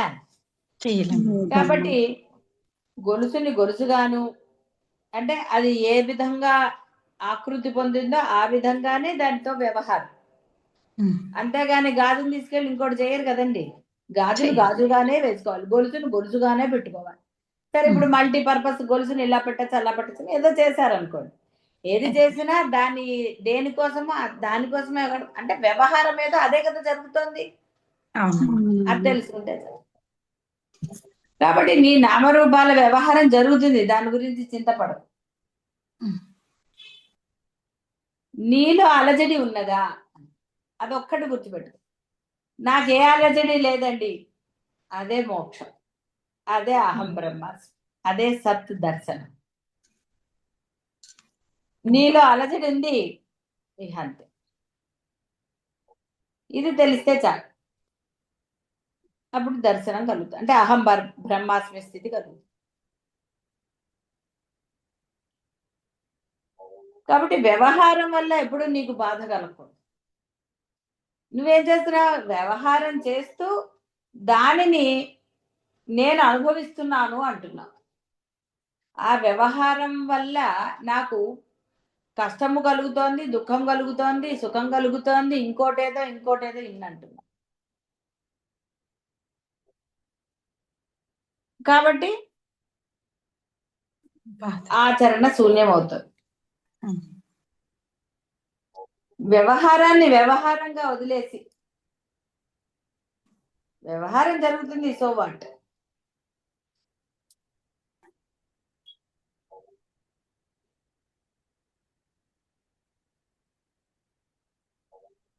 ఎక్కడైతే వ్యవహారంలో అంటే కర్తృత్వం వచ్చేసిందో ఇహ మొదలై. కర్తృత్వం లేనప్పుడు ఏ బాధ లేదు.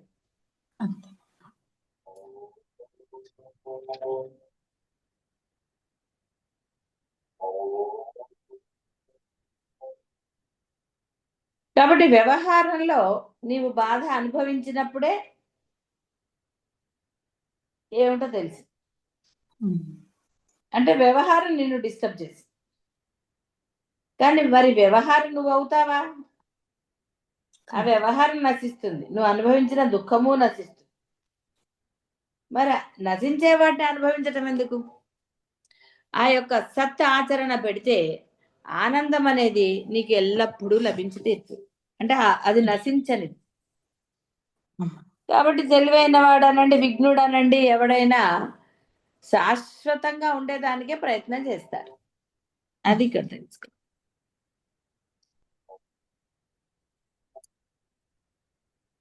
నానాత్వం చూడటంలో సమస్య లేదు, నానాత్వాన్ని సరిగ్గా అర్థం చేసుకోకపోవటం వల్ల సమస్య వస్తుంది. నానాత్వం వెనుక ఉన్న ఏకాత్మను అద్వైతత్తును అర్థం చేసుకోకపోవటం వల్ల సమస్య. మీరు అందరూ వాడు అర్థం చేసుకుంటే గొడవ లేదండి, ఎంత చెప్పినా వాడికి అర్థం కావట్లేదు, దాంతోటే ప్రాబ్లం ఉంటుంది.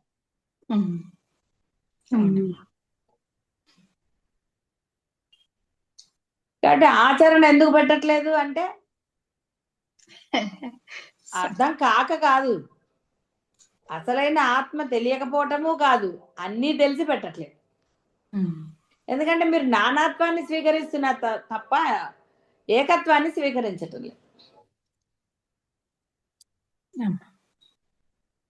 అందువల్ల అద్వైతం సిద్ధించట్లేదు. ఇందులో పెద్ద సందేహమే లేదు, జరిగింది అదే. ఇక్కడ ఎక్కడుందండి సందేహం? లేదు. జరుగుతున్నది అదే కదా.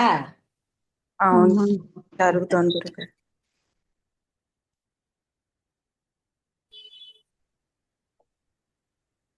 కాబట్టి ఇక్కడ చేయవలసింది అది, అది చేస్తే ఇక గొడవ లేదు.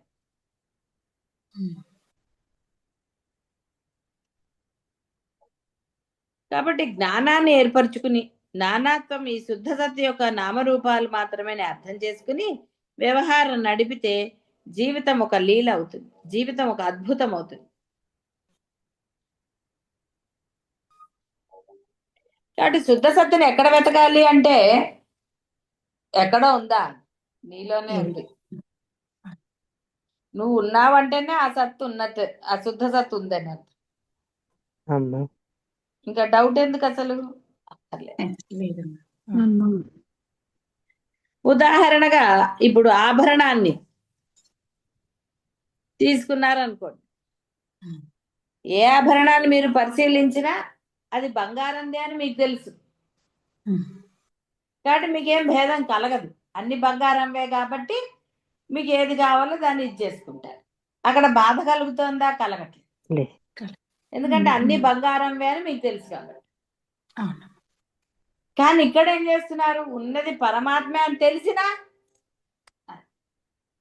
కాబట్టి వ్యవహారంలో నామరూపాలు వాడుకోవచ్చురా, ఆ వ్యవహారాన్ని దేన్ని కూడా లోపలికి తీసుకోకూడదు, అది అసలైన. అది చేస్తే చాలు.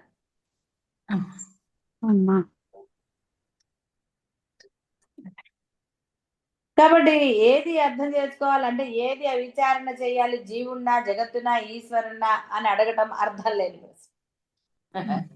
వాళ్ళరా ఎవరిని చదువుతావు, ఉన్నది అదే అంటుంటే వాళ్ళేమన్నా వేరేనా? కాదు, ఉన్నది అదే. అదే ఏమిటో తెలుసుకో అంతే. అంతేగాని దాని నుంచి వచ్చిన దాన్ని ఇది చదువుతుంటే ఎలా గుర్తుందండి? గొలుసు గురించి తెలుసుకుంటారా? బంగారం నుంచి వచ్చింది కాబట్టి అది అసలైన బంగారమా కాదా ఏమడుగుతారు? 22 క్యారెట్సా, కేడిఎమ్మా, ఏదో ఉంటాయి కదా లెక్కలు, అవి కనుక్కుంటారు, అంతే కదా. అంతేగాని బంగారం ఢిల్లీ నుంచి వచ్చిందా, ఎక్కడి నుంచి వచ్చిందా అడుగుతారా? బంగారం బంగారమే. నెక్లెస్లు కూడా అన్ని అవే, మీకు నచ్చిన డిజైన్ అంతే. కానీ మీరు ఏది కనుక్కుంటారు? మూలమైన బంగారం ఏమిటి, అది ఎన్ని క్యారెట్స్, ఎన్ని క్యారెట్స్ ఉంది, ఆ తర్వాత అది ఎన్ని గ్రాములు, ఆ గొలుసు ఎంత, దాని రేట్ ఎంత, ఇవి కదా కనుక్కుంటారు, అంతేగాని వేరేదానా. కాబట్టి ఉన్నది పరమాత్మే.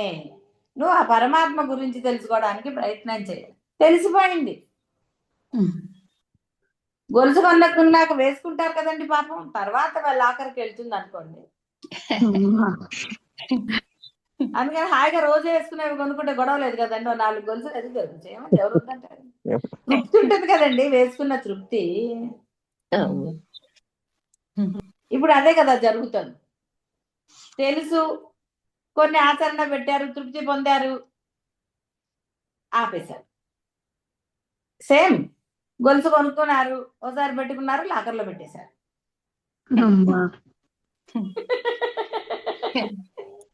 అబద్ధం చెప్పానా? లేదమ్మా. అంతే. ఇప్పుడు కూడా ఈ పరమ సత్యాన్ని లాకర్లో పెట్టేశారు, అవసరమైనప్పుడు వాడుకుందాలే అనుకుంటున్నారు. అమ్మా. అబద్ధం చెప్పారా చెప్పండి? లేదమ్మా. లేదమ్మా. లేదమ్మా. అబద్ధం చెప్తే నాకేం వస్తుందండి పాపం. వాళ్ళ కరెక్ట్ గా సరిపోయింది కదా. వాళ్ళు ఒట్టిగా బంగారం అన్నారు, కానీ మనం చేసే పని ఏమిటో మనకి తెలుసు కదా. మీకు చేసే పని తెలుసు. తెలుసమ్మా. అంతే కదండి. అవసరానికి దేవుడు, అవసరానికి గురువు. అమ్మా. ఎప్పుడు అంతేనా? కాదమ్మా. అవసరం కాదమ్మా. అవును, అలా ఉండకూడదు. కాదమ్మా, గురువుని ఎప్పుడు మనసులో నింపుకునే ఉంటున్నాం. నింపుకున్న వాళ్ళ సంగతి కాదండి, మామూలుగా. లేదమ్మా, ఎప్పుడు గురువేనమ్మా. పాదాలు ఉండాలి. ఎప్పుడు గురువు గురువుగా ఉన్న వాళ్ళకి ఏ బాధ లేదు, వాళ్ళు ఆనందంగానే ఉంటారు. కాబట్టి ఇక్కడ సూక్ష్మం తెలియలేదు కాదు కదా, శుభ్రంగా తెలిసింది. సూక్ష్మం, బ్రహ్మాండమైన సూక్ష్మం తెలిసింది. ఈశ్వరుడు పరోక్షంగా ఉన్నాడు, జగత్తు అనంతంగా ఉంది. జీవుడు అంటే వేరేవాడు నువ్వే కదా. కాబట్టి ఇక్కడ జగత్తు కూడా నువ్వు సృష్టించిందే. నువ్వు సృష్టించకపోతే జగత్ ఎక్కడి నుంచి అని వచ్చిందా? రాలేదు. అదే చెప్తున్నారు. కాబట్టి రమణ వారు చెప్పినట్టుగా సుమ్మయిరువు అన్నాడు ఆయన. ఆయన సింపుల్ గా చెప్పాడు. ఎందుకు వచ్చిన గోలరా, నేను అని అటు ఇటు తిరుగుతావు, మామూలుగా కూర్చో.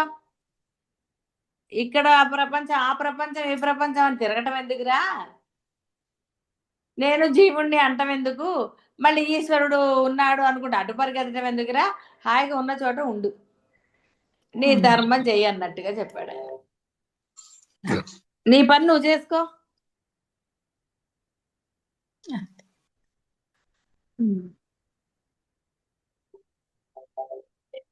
ఎవడైతే అహంకారం నామరూపం మాత్రమని అర్థం చేసుకుని ఆచరణలో పెడతారో అప్పుడు అహంకారం నశిస్తుంది. ఇక మిగతా వాటికి జగత్తు గురించి, ఈశ్వరుడు గురించి ఇంకా అక్కర్లా. ఇంకా దేనికంటే దాని గురించి అవసరమా? ఇంకా ఇంకేం అక్కర్లేదు. మీరు గొలుసు సెలెక్ట్ చేసుకున్నారు, అప్పుడు ఏదేదో అది తెలుసుకుంటారు. కానీ ఇంకా మిగతాది, ఈ నెక్లెస్ ఎవరు చేశారండి, ఆ చేసిన వాడి పేరేంటండి, ఇవన్నీ అడుగుతారా? లేదమ్మా. ఇప్పుడంటే మెషిన్ మేడ్ అంటారు, అది వేరే విషయం. కానీ ఆ మిషన్ ఎక్కడదండి, ఏ ఊర్లో తయారు చేశారు, ఇవన్నీ మామూలుగా ఎవరు అడగరు కదండి.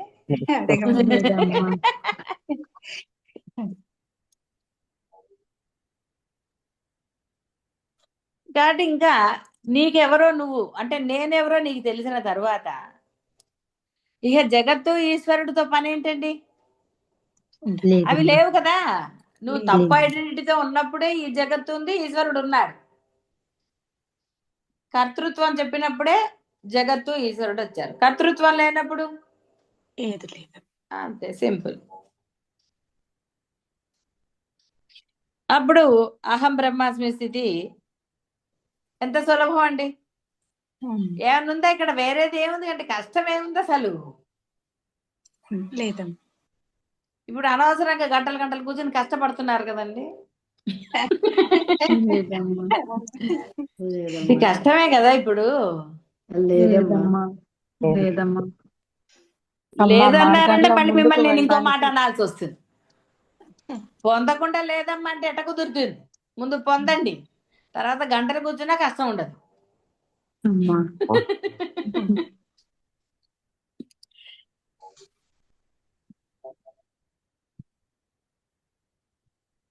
కాబట్టి ఇక్కడ ఆ నేను తెలుసుకుంటే చాలు. ఆ నేను గురించిన ఇది మనకి రమణ మహర్షి ద్వారానే తెలుసు. అంటే ఎవరే అక్కర్లేదురా, నువ్వు ఊరికే ఇది అది శాస్త్రాలు చదవక్కర్లేదు, పురాణాలు చదవక్కర్లేదు, అసలు ఏది చదవక్కర్లేదురా, నువ్వెవరో తెలుసుకో ఫస్ట్ చాలు అన్నాడు ఆయన.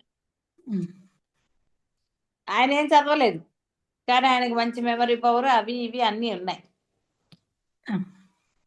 ఉన్నాయి అంటే లోపల ఏం లేదు కాబట్టి అన్నీ ఉంటాయి. గది ఖాళీగా ఉంటే ఎండలో పెట్టచ్చు, ఇరుగ్గా ఉంటే ఏమిటి పెడతారు? పెట్టలేము. అవును. కాబట్టి ఆయన గది ఖాళీగా ఉంచుకున్నాడు. కాబట్టి ఏది అవసరమో అది ఆయనకు అప్పుడు వచ్చేస్తుంది. ఖాళీగా ఉన్నప్పుడు ఏదైనా పెట్టచ్చు, తీయచ్చు కదా. అవునమ్మా. అమ్మా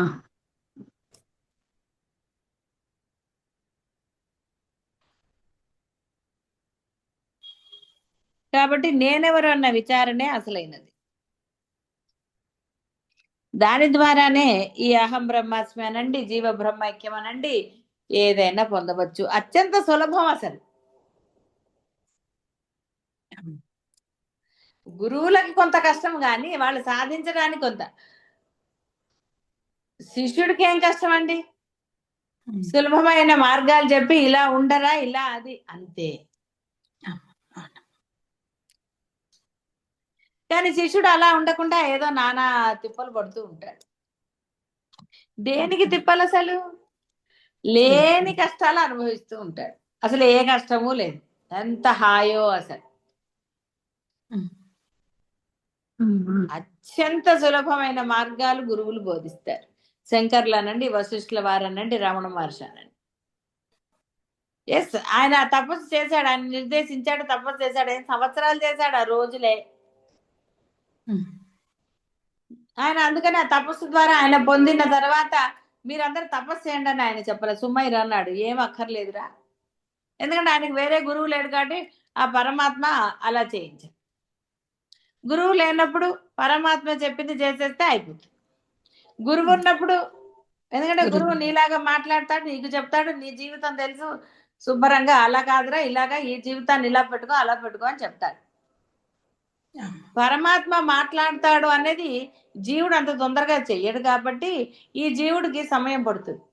అదే పరమాత్మ వాక్కు వినే శక్తి ఉన్న ఆ భక్తుడు అనండి, జీవుడు అనండి, వాడికి ఇంకా వేరే గురువుతో పని లేదు. ఎందుకంటే పరమాత్మ వాక్కు వాడికి అర్థమవుతుంది, వాడు దాన్ని ఆచరణలో పెట్టేస్తాడు.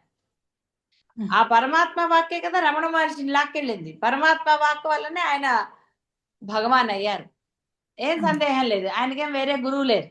ఆ పరమాత్మ వాక్కు ఆయనకి వినే శక్తి ఏర్పడింది. తపస్సు, తపన, అదే భక్తి. ఆయనది భక్తి అని నేను చెప్పటం లేదు. ఎందుకంటే ఆ 15 ఏళ్ల పిల్లాడికి అప్పుడే అంత భక్తి అది ఎక్కడా లేదు. మామూలు ఆటలాడుకున్నవి. కాబట్టి ఆ విధంగా ఈ భక్తి ఉపాసన, ఉపాసన వల్లే, అంటే ఆ భక్తి నిజమైన భక్తి వల్ల, అమ్మ అనుగ్రహం వల్లే ఏం జరిగిందో మీ అందరికీ తెలుసు. మళ్ళీ ఇప్పుడు నేను చెప్పుకోక్కర్లే కదండి. అంటే ఎప్పుడైతే నీలో అది ఉంటుందో, సరే మీ అందరికీ దానివల్ల అనండి, మీరు చేసుకున్న ఈ జన్మ, ఇంకో జన్మ, అవన్నీ అనవసరమైన లెక్కలు. అవన్నీ ఎందుకండి? ఏమండి, నేను ఏ జన్మలో చేసిన పుణ్యం వల్ల ఈసారి నాకు ఇవన్నీ వినపడుతున్నాయండి, ఈ జన్మలో నాకు గురువు ఎందుకు లభించాడండి అని అంటారా? లేదా అవన్నీ ఎందుకురా నీకు ఇప్పుడు? ఇప్పుడు నీకు లభించాడు గురువు, సమయాన్ని సద్వినియోగం చేసుకో. గురువు నీకు అత్యంత సులభమైన మార్గాలు చెప్తున్నారు, ఎలా ఉండాలో చెప్తున్నారు. కాబట్టి ఎలా ఉండకూడదో నువ్వు గ్రహించు. అయినా సరే మనం ఎలా ఉండకూడదో అలా దానికి ప్రయత్నం చేస్తాం కదా. ఉండకూడదు అన్నప్పుడు ఆ దృఢ నిశ్చయం మీలో ఉండి తీరాలి. అప్పుడే అదే సత్తు దర్శనం. ఒకరికి నేను శిష్యురాలినో లేకపోతే ఇంకోటో అని మీరు చెప్పుకోవాలి అంటే వారు చెప్పింది మీరు ఆచరించాలి కదండి. ఇప్పుడు ఏమంటారు, ఒక గొప్పవాడో లేదా ఒక గొప్ప తండ్రో తల్లో ఉన్నారు, ఆ పిల్లలు ఆ మార్గంలో వెళితే తల్లి మార్గంలో నడుస్తున్నారండి, తండ్రి మార్గంలో, వాళ్ళు చాలా గొప్పవాళ్ళు, చక్కగా ఆ తల్లి పోలుకో తండ్రి పోలుకో అలా అంటారు కదా. అంటారమ్మా. మరి అదే అంటారు గురు శిష్యులకు కూడా. లేదా ఏ గురువో ఏం గురువో తెలీదు, ఏ శిష్యుడో బయట గురుతత్వం తెలియని వాడు. కాబట్టి ఆ గురుతత్వం అంటే ఏంటి? నువ్వు ఆచరణలో పెట్టాలి. లేదా గురువుతో పని ఏంటండి అనవసరంగా తీరిగ్గా కదండి. గురువు బరువు కదా. చూడండి, ఇప్పుడు ఎన్ని నమస్కారాలు అవుతున్నాయి. ఇంతకుముందు ఒక నమస్కారం పెట్టేవాళ్ళు, ఇప్పుడు పాపం ముందు వెనకలు పెడుతున్నారు. ఎంత కష్టం అండి. లేదు. కాదమ్మా. ఈ మధ్య కదా నాకు అదే నవ్వొస్తుంది. ఏమిటో చక్కగా పిల్లలు ముందు పెడుతున్నారు, తర్వాత పెడుతున్నారు, లాస్ట్ కి మళ్ళీ పెడుతున్నారు. 3 నమస్కారాలు అయ్యాయి. అమ్మా. అదే గురువుతో లేదనుకోండి, హాయి, అసలు ఎంత హాయి, జాయ్ఫుల్ లైఫ్ కదండి. కాదమ్మా. గొప్పే లేదు అసలు. గురువు చెప్పిన ఆచరణలో పెట్టక్కర్లేదు, మీ ఇష్టం వచ్చినట్టుగా ఉండొచ్చు. మీరు ఉన్న విధానాన్ని మీరు ఆనందంగా ఇది చేసుకోవచ్చు. మిమ్మల్ని అనేవాళ్ళు లేరు, ఏమీ లేదు. కావాలంటే గురువుని విమర్శించనువచ్చు. చూసారా, గురువు లేకపోతే ఎంతటి ఆనందం పొందొచ్చు. కాదమ్మా. ఉండదమ్మా. లేదమ్మా, అది మాత్రం అలా ఉండదు. గురువుల వల్లే ఇప్పుడు ఎలా ఉండాలి అనేది తెలిసి చాలా ఆనందంగా ఉండగలుగుతున్నామమ్మా. కాబట్టి అహంకార గ్రహించలేదమ్మా ఆనందం అనేది. పాదాభివందనాలమ్మా. అహంకార అధిష్టాన సద్దర్శనం ఏవ మోక్ష కారణం. కాబట్టి ఆచరణ పెడితేనే మోక్షం. ఆచరణ లేకుండా మోక్షం ఎలా వస్తుందండి, ఆనందం ఎలా వస్తుంది? రాదమ్మా. కాదమ్మా. సరే, ఈ దాంట్లో మొదటి 1వ శ్లోకము 2వ శ్లోకం అన్నారు. ఈయన రమణ మహర్షి రచన కాబట్టి ఆయన చెప్పదలుచుకున్నది ఆత్మనే కాబట్టి దాని గురించినదే ఆయన మొదటి శ్లోకాలుగా పెట్టారు. మరి మంగళ శ్లోకాలు అనుకున్నా ఏదైనా సరే. ఇక్కడ భగవంతుడు అనేవాడు లేడు. లేడు అంటే అర్థము అసలు లేడని కాదు, జీవుడికి భగవంతుడు ఉన్నాడండి. వాడు ఎవరినో ఒకరిని పట్టుకోకపోతే వాడు తరించలేడు, అట్లీస్ట్ బాహ్యంలో అయినా.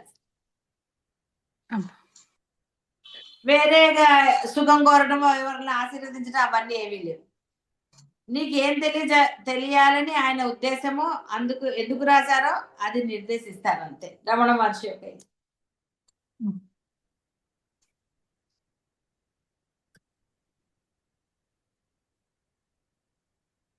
సత్ ప్రత్యయాః కిం ను విహాయ సంతం హృద్యేష చింతారహితో హృదాఖ్యః కథం స్మరామః తం మే మమేయం ఏకం. ఇవన్నీ కొన్ని మనం పుస్తకాలు చేస్తాం.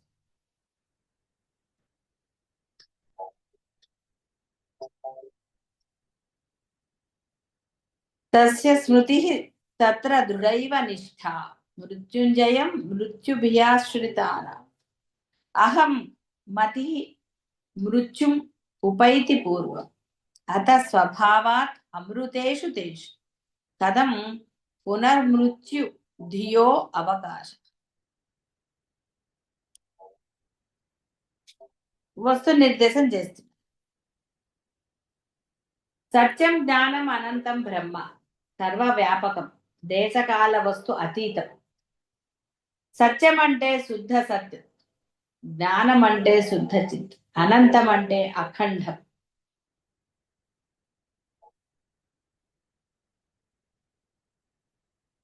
సత్తు లేకుండా అంటే సత్తు యొక్క అనుభవం లేకుండా వస్తువు అనుభవం ఎలా అవుతుంది? అంటే నీలో చైతన్యం లేకుండా నీకేది తెలియబడుతుంది? తెలియపడదమ్మా. ఈ సప్త హృదయం అనే పేరు గల హృదయంలో ఆలోచనలతో సంగత్వం లేకుండా ఉంది. ఈ ఏకమైన సద్రూపాన్ని స్మరించటం ఎలా? సద్రూపంలోనే స్థిరంగా నెలకొని ఉండటమే దాన్ని స్మరించటం అవుతుంది. ఇంట్లో ఉంటేనే కదండి, ఇంట్లో ఉన్నానని ఇంట్లో పనులు చేయగలుగుతారు. అమ్మా. లేకపోతే ఎలా చేస్తారండి? బయట ఎక్కడ ఉండి ఇంట్లో పనులు చేస్తారా? చేయలేము. ఏదో నడిపించవచ్చు, కానీ వేరేది ఎక్కడ ఉంటుంది? ఉంటదమ్మా. కాబట్టి సత్తు లేకుండా నీకేది అంటే నీలో చైతన్యం ఉన్నప్పుడే నువ్వు ఏదైనా చేయగలుగుతావు. చైతన్యం లేనప్పుడు ఏమిటండి చేసేది? ఏమి చేయలేము. బ్రహ్మను సత్బ్రహ్మగా వివరిస్తున్నారు. సత్ అంటే ఉనికి.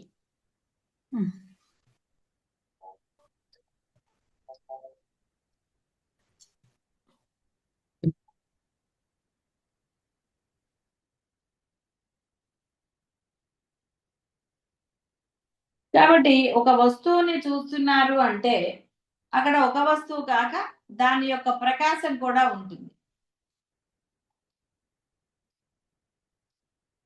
మీరు ఒక బల్బు వేశారనుకోండి,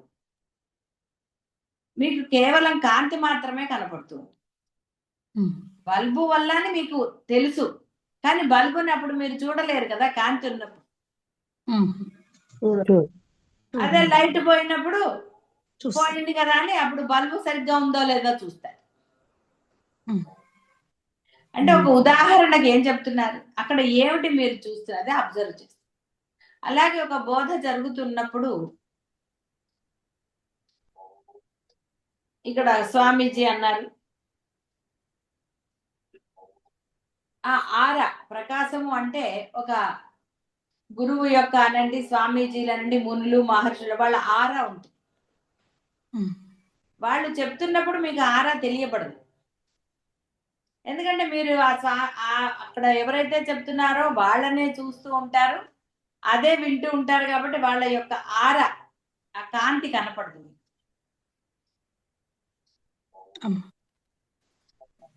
ఎప్పుడైతే అది ఆగిపోయిందో చెప్పడం ఆగిపోయినప్పుడు ఆ ఆరా యొక్క అనుభవాన్ని మీరు పొందుతారు. అంటే గురువు సమక్షంలో ఉన్నప్పుడు మీకు ఒక తెలియని ఆనందము అది ఇదని మీరు చెప్తారు కదా, అంటే ఆరా ప్రభావం. చాలా ప్రశాంతంగా ఉంటుందండి, ఇక్కడికి వస్తే మనసులో ఆలోచనలు ఏవి రావు, ఇవన్నీ మీరు చెప్పిన డైలాగ్లే కదా, ఇదే ఆరా ప్రభావం, వేరే ఏమి ఉండదు. కాబట్టి ఇక్కడ స్వామీజీ ఎలా లైట్ అన్నప్పుడు ఉదాహరణగానే తీసుకోండి, ఇక్కడ మళ్ళీ బల్బుని గురువుతో పోల్చకూడదు. అంటే ఇక్కడ మీకు కాంతి కనపడినప్పుడు ఆ బల్బుతో మీకు పని లేదు కదా, కనుక కూడా మీరు అప్పుడు బాగా కాంతివంతంగా ఉన్నప్పుడు చూడగలుగుతారా? చూడలేము. ఒట్టిగా కాంతి బాగా ఉంటే ఏం లైట్ వేసారని ఒకసారి ఇట్లా అని అబ్బో ఫ్లడ్ లైట్ అని వదిలేసుకుంటారు, అంతేగాని ప్రత్యేకంగా అవునా కాదా అని చూస్తారా? చూడరు కదా. కదా వెళ్తురు ఉందా లేదా అన్నది ముఖ్యం, కానీ ఏ లైట్ అనేది ముఖ్యమా కాదుగా. ఇక్కడ అందుకని ఇక్కడ మనకి ఆ సత్తుని తెలుసుకోవాలంటే నీలో ఉనికే ముఖ్యం. నీ ఉనికి అంటే నువ్వు ఉన్నావు అంటేనే ఆ సత్తు ఉందని. సత్తు ఎప్పుడు ఉంటుంది, కానీ నీకు ఎప్పుడు తెలుస్తుంది? నువ్వు ఉన్నప్పుడు. అది బాగా తెలుసుకోండి, అంతేగాని నువ్వు లేకపోతే సత్తు లేదని కాదు, సత్తు ఎప్పుడు ఉంది, నువ్వు ఉన్నా లేకపోయినా ఉంటుంది. కానీ నీకు ఎలా తెలియబడుతుంది, ఎంత సులభంగా తెలియబడుతుంది, అరే నువ్వు ఉన్నావంటేనే అది ఉందిరా అని. అంటే అది నీలో ఉంది కాబట్టే నువ్వు దాన్ని తెలుసుకోగలుగుతున్నావు, నీలో లేకపోతే నువ్వు తెలుసుకునేది ఏమిటి? అది ఉంది, నువ్వు ఉన్నప్పుడు ఉంది, నువ్వు లేనప్పుడు ఉంది, అన్నిటప్పుడు ఉంది. అది తెలుసు. గురువు యొక్క ఆరా కూడా ఎప్పుడు ఉంది, కానీ నువ్వు అనుభూతి పొందినప్పుడు దాని విలువ నీకు అర్థమవుతుంది, దాని అనుభవాన్ని అనుభూతిని పొందుతావు. అక్కడ కూడా నువ్వు విసుగ్గా చిరాగ్గా అంటే నచ్చలేదు అనుకోండి, ఆరా యొక్క ఆనందాన్ని వాడు పొందుతాడా? పొందలేము. గురువు పట్ల వాడికి ఒక మంచి అభిప్రాయము, అంటే నన్ను రక్షించి తీరే గురువు అనే వాడికి ఆ లోపల అభిప్రాయం ఏదైందో ఉందో వాడు అప్పుడు దాని అనుభూతి అనుభవాన్ని అన్ని పొందుతాడు. అది లేదనుకోండి, ఐఆమ్ ద బాస్ అన్న వాడికి ఏం ఆనందం ఉంటుందండి కదా. ఏదో వినడానికి వచ్చానండి, నాకేం పెద్ద వీటి మీద అంత లేదు, నాకు ఎంత తీరిక లేదండి, అయినా నాకు ఇవన్నీ తెలుసు, ఇలా రకరకాలు ఉంటాయి కదండి అభిప్రాయ భేదాలు. వాడికి ఆరా గురించి ఏం తెలుస్తుంది? అంటే ఆరా గురించి అంటే ఆనందం తెలియదు వాడికి. వాడు గురు సమక్షంలో ఉన్నా అలాగే ఉంటాడు, ఎక్కడున్నా అలాగే ఉంటాడు, ఎందుకంటే వాడు జీవుడుగానే ఉన్నాడు, వాడికి సత్తు తెలియదు. తెలిసినా వాడు దాన్ని గుర్తించాలి, ఉందిలేండి దాన్ని చూద్దాలండి, ఇంకా టైం ఉందిగా మనకి అంటాడు. ఏమిటో వాడి టైం ఎప్పుడు వస్తుంది వాడికి తెలిసేంటి.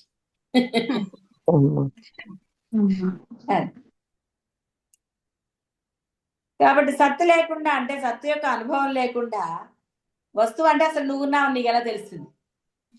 వస్తువు అంటే ఏదో వేరే వస్తువు అనుకోకండి, మీరు కూడా ఒక వస్తువే కదా. అవునమ్మా. కాబట్టి మీరున్నారన్న సంగతి మీకు అది లేకపోతే ఎలా తెలుస్తుంది? తెలియదు.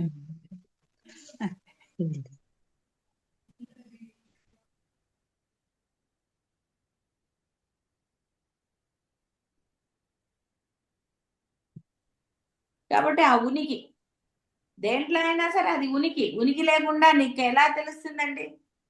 అవతల దాంట్లో కూడా ఆ ఉనికి ఉంటేనే కదా నీకు కనపడుతుంది. సత్ అనేది ఉంటేనే నీకు అక్కడ వస్తువు కనపడుతుంది.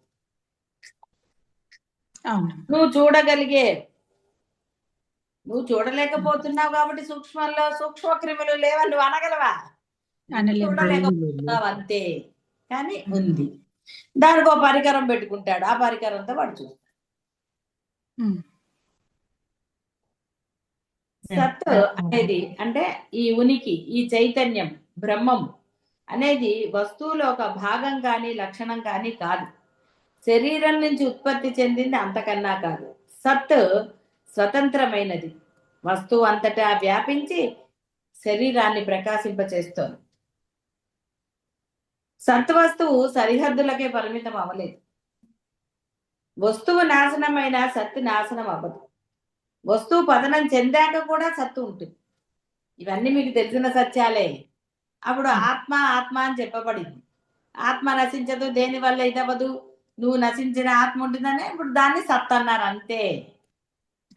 వర్డ్ మారింది కానీ అర్థం అదే, సూక్ష్మం అదే. సత్తు వస్తువు లేకపోయినా ఉంటుంది కానీ కనపడదు. దాన్ని ప్రతిబింబచేసే శరీరం లేదు కాబట్టి అది కనిపించదు. అంత మాత్రాన సత్తు లేనట్టు కాదు. అందువల్ల సత్తు లేనిదే వస్తువు లేదు.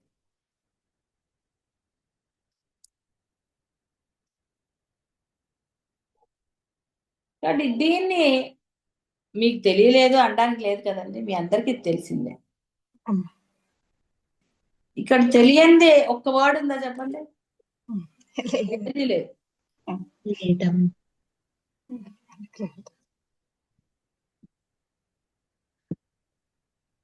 ఇవాళకి తెలిసిన దాని గురించి ఆలోచించి ఆచరణలో పెట్టాలా వద్దో నిర్ణయించుకో. శుభం భూయాత్.